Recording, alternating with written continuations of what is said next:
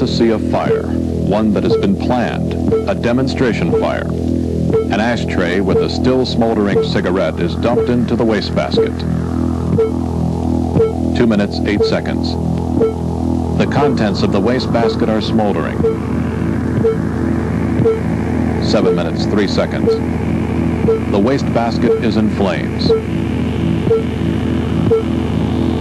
9 minutes, 14 seconds. The room is an inferno. You are about to experience the power of fire. No one likes to think that fire might destroy his home or his family. Yet each year, fire claims more than 5,000 lives and causes nearly $3 billion in damage to homes. In the next few minutes, you're going to see exactly what happens when this home is involved in a fire. You'll see how rapidly events can unfold, how overpowering and deadly smoke can be, the tremendous impact of fire. And you'll grow to understand the role smoke detectors and sprinkler systems can play in saving your life and your family. But most important, you'll see what action you can take to survive a fire in your own home. The majority of fire deaths occur at home. The home in our demonstration is a 2-story frame dwelling. Our fire begins here in the living room where most home fires start. Let's take a look around. This is a typical family room. Comfortable couch, easy chair, books and magazines, and of course the wastebasket, the source of our fire. Through this doorway, just a few feet away, is the kitchen. During the fire, this door will be closed. Next to the living room and kitchen, the dining room, the setting for family get-togethers and gatherings. The front hallway, sort of a catch-all for a busy family, and the only direct exit for someone who may be upstairs. Let's see what we have on the second floor. This is the upstairs hallway, and here's the master bedroom. It's a pleasant room with the usual collection of sentimental items and valuables like this jewelry box. During the fire, the door to the master bedroom will be closed. And over here is a guest room. It's also comfortably furnished. This room is directly above the living room, where our fire begins.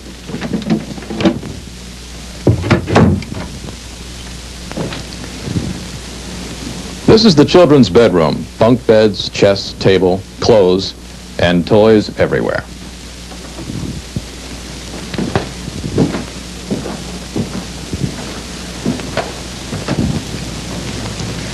Only one thing distinguishes this house from your home. We've installed test instruments.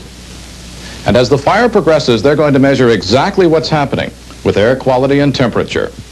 Now we're ready to see just what firepower can do to a home. A carelessly discarded cigarette is the cause of this fire, but home fires can start many ways. Space heaters, wood stoves, faulty electrical equipment, and cooking, among others.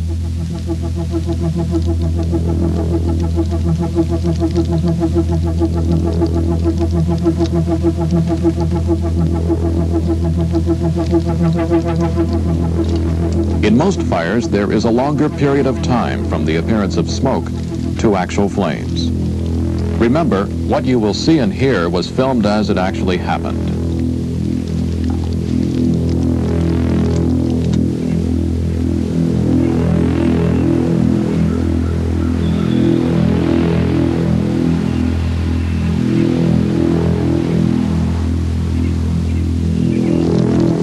Seconds from first flame, the sofa ignites. From this point, fire grows rapidly. If you discover a fire, leave immediately and call the fire department from a neighbor's house.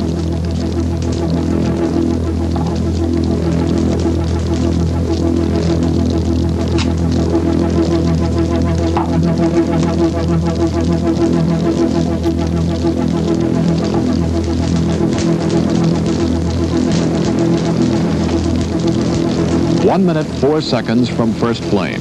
Polyurethane cushioning from the couch starts to melt, spreading fire to the rug. Smoke begins to fill the room.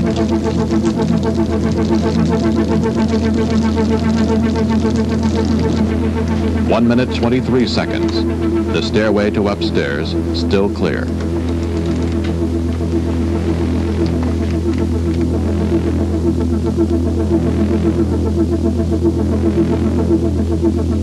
Things look safe here in the kids' room, but downstairs the fire continues to accelerate.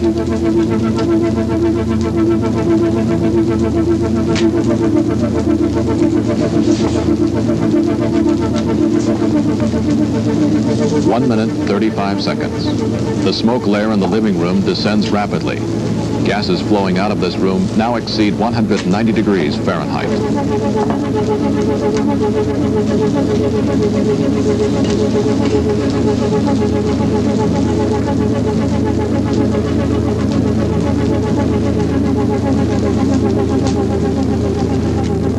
One minute, 47 seconds. Light smoke begins to move to the second floor. 1 minute, 50 seconds. The smoke detector at the foot of the stairs sounds an alarm, providing warning before exits are blocked. Take action immediately. Crawl low where the air is cleaner. 2 minutes, 30 seconds. The temperature above the couch is now 400 degrees Fahrenheit. That's over 200 degrees Celsius. 2 minutes, 48 seconds. Smoke pours into the dining room, now only 4 feet above the floor. Thick black smoke moves rapidly upstairs. 3 minutes, 3 seconds. Melted polyurethane burns under the couch. Suddenly, the lampshade ignites. The temperature 3 feet above the floor in this room is over 500 degrees Fahrenheit. No one could survive. 3 minutes, 20 seconds. The upstairs hall is beginning to fill with black, acrid smoke, making escape more difficult. From the outside, there may be no evidence of the inferno inside. 3 minutes, 41 seconds. The energy in the room suddenly ignites everything. Within 1 minute, the temperature has risen to over 1,400 degrees. Flashover. The living room windows break out. The entire room fills with flames, forcing huge amounts of smoke and toxic gases throughout the house. Only 2 minutes after the smoke detector sounded, the lower hallway is dark and filled with smoke. The upstairs hall and stairs now impassable. A second escape route is your only way out. 4 minutes, 33 seconds. Only now are flames visible from outside the house. If this fire occurred at night when most fatal fires happen, this would be the first exterior evidence of fire in progress.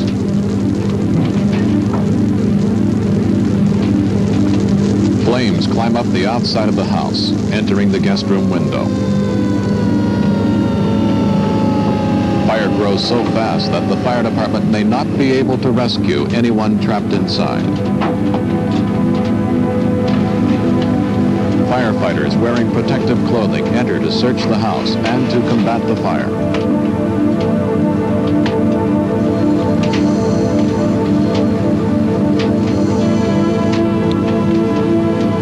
They begin to control the fire, causing steam to pour out of the first floor. Reaching the second floor, firefighters break windows to release heat and vent smoke.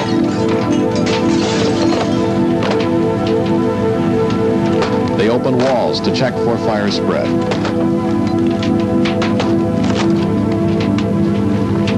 Not all fires behave like this one. Some will move slower, some faster. But if a fire starts in your home, get out immediately and stay out. You have just seen the power of an uncontrolled fire.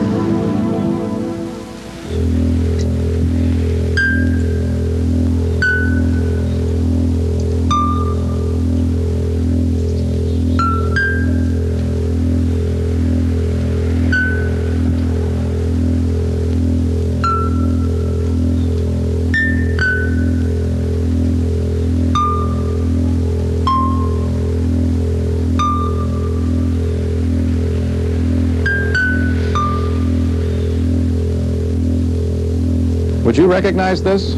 It's the living room. There's not even a faint reminder of the comfortable room we saw earlier. Nothing identifiable but the coils from this chair. It took just 4 minutes from the first flame in the wastebasket for the temperature in this room to reach over 1,000 degrees Fahrenheit. The fire ultimately became so hot, the window glass softened and flowed like taffy. The kitchen door, which we closed, initially acted as a barrier to the flames, but it was no match for the power of fire. Eventually, the flames burned through the top of the door, rolled across the kitchen ceiling, spread smoke and deadly gases, hindering firefighters in their attack from the back entrance. Here, the remains of the dining room, nearly everything destroyed. Only a few items remain intact, such as the china in this cupboard. In the front hallway, flames also rolled along the ceiling, charring the upper portions of the room and the banister.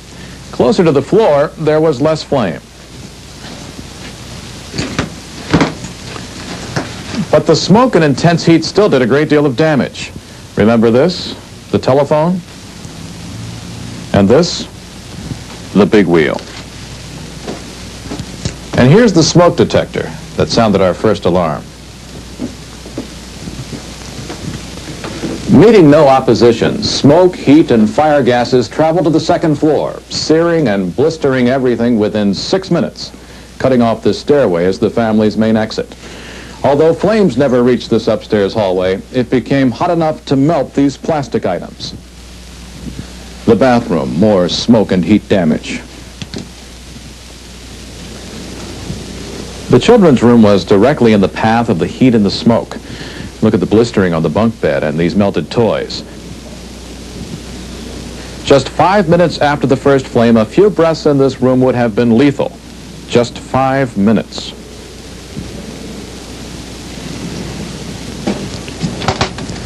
In the guest room, flames from the living room came in through the windows and up through the walls. In their efforts to control the fire, firefighters had to rip down much of the paneling.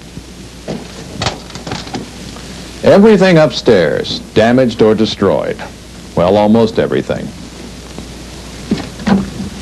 In this particular fire, this closed door is all it took to ward off smoke and hot gases from the master bedroom. While the temperature in the upstairs hallway was over 300 degrees, the temperature in this room never went over 77 degrees, and the valuable photographs and jewelry are undamaged. But remember, this may not always be the case. A closed door will give you the advantage of time to try a second way out, but it's no guarantee of permanent safety. When a fire starts, leave your valuables and concentrate only on immediate escape. No possessions are worth your life.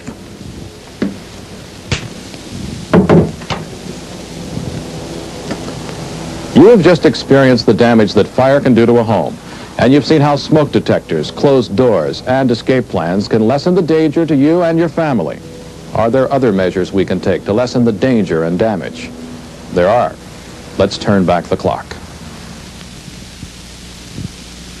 This is part of a residential sprinkler system, a device designed to spray water during the early stages of fire development. Watch what happens now.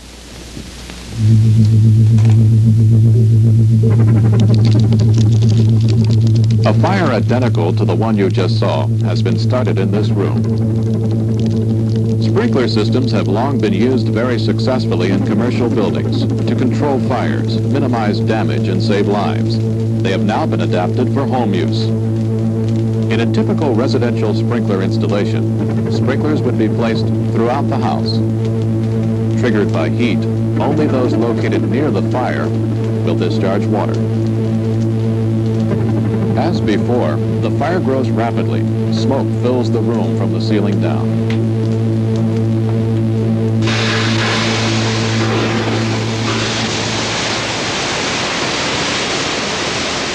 Only 2 minutes 11 seconds from first flame, the sprinkler controls the fire before conditions throughout the house become life-threatening.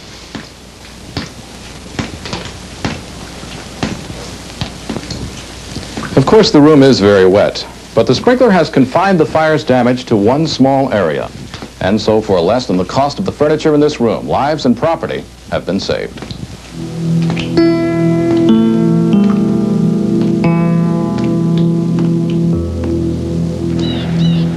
Smoke detectors and sprinkler systems buy time in the race against fire. But no matter what precautions you take, no matter how small a fire may appear, its progress is rapid, its power awesome. Escape must be your top priority.